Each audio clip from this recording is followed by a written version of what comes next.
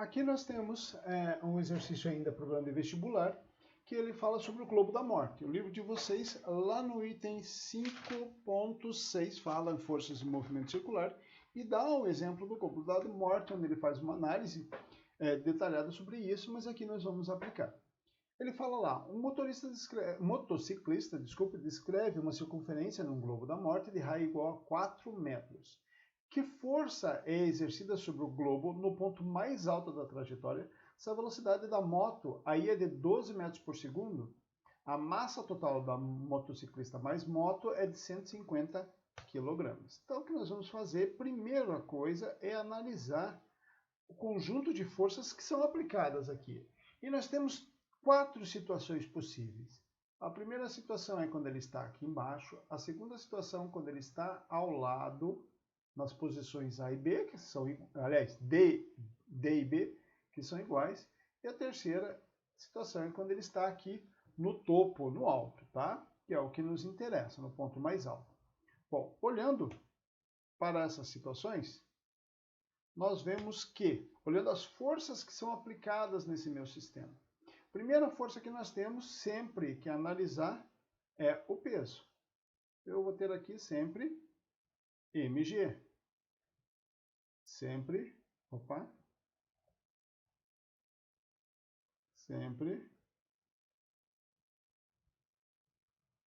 mg, mg e mg. O peso sempre está para baixo. Isso aí nós já sabemos. Agora, quais são as outras forças possíveis de se encontrar nesse meu sistema? A segunda força que eu tenho é que, para que ele possa fazer a circunferência, algo deve estar empurrando ele para dentro. Quem está empurrando é a superfície do globo da morte. Se é a superfície, então nós temos aí uma força que nós chamamos de força normal. Então eu vou ter aqui sempre uma força apontando para o centro e essa força é a força normal.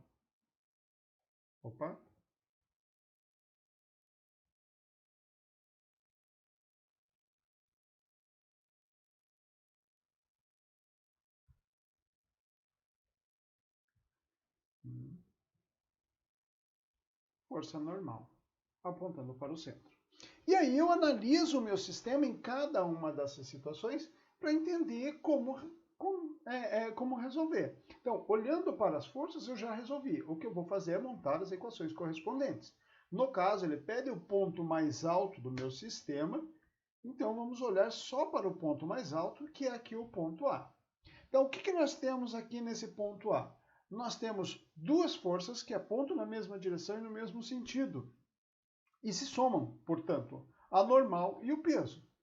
Professor, você vai colocar negativo? Não preciso, porque eu não tenho um sistema de referência, tudo aponta para o centro aqui, né? Normal mais o peso, mg. Esse cara aqui vai ser igual... essa força é a força responsável para ele fazer a curva. E existe um nome para esse tipo de força. Força responsável para um corpo fazer uma curva. Essa força chama-se força centrípeta. Vou colocar aqui centrípeta para vocês não pensarem que é força no ponto C. Tá? É a força centrípeta. E como que eu calculo a força centrípeta? Calcular a força centrípeta é mv ao quadrado sobre o raio. Então agora... eu ainda tenho uma pergunta. Beleza, professor. Então, vou arrumar isso aqui. Você está dizendo que N mais mg vai ser igual a mv ao quadrado sobre R. Tá, mas eu não sei o que eu quero disso aqui. Eu ainda não entendi o que eu quero. Né? O que eu quero vem aqui ó, na nossa pergunta. Que força é exercida sobre o globo no ponto mais alto? A força que ele exerce sobre o globo é a mesma força com que o globo empurra ele. A força com que o globo empurra ele é quem? A minha força normal.